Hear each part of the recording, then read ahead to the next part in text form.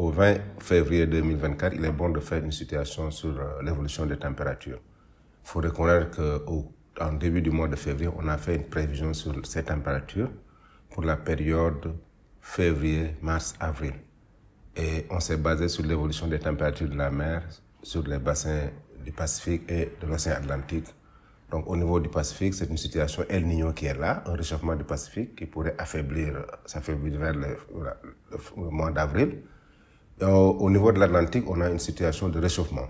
Et ceci impacte sur la prévision des températures et les perspectives pour la période février, mars, avril laissent entrevoir un réchauffement, c'est-à-dire une hausse des températures supérieure à la normale sur l'ensemble du pays, surtout les températures maximales. Pour les températures minimales, c'est une hausse des températures minimales, mais un adoucissement, une situation normale sur la France, sur le littoral.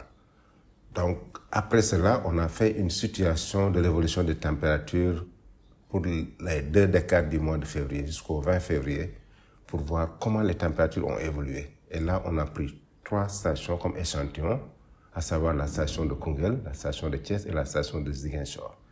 Et si on a fait une analyse de cette station, on s'est rendu compte que pour Thiès d'abord, on a des pics de 40 degrés qui ont été atteints pendant 5 jours.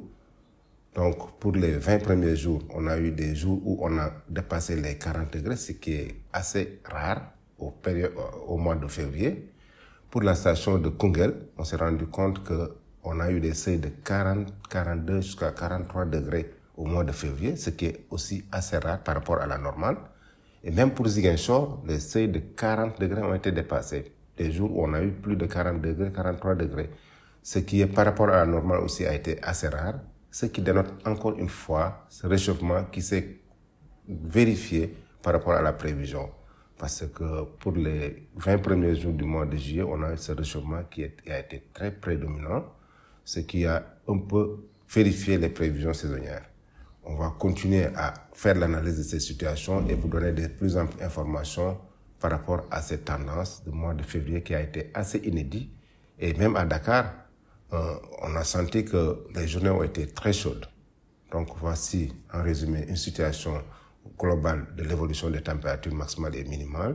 On va revenir sur d'autres émissions pour l'évolution des autres paramètres par rapport à ce contexte de changement climatique. Je vous remercie.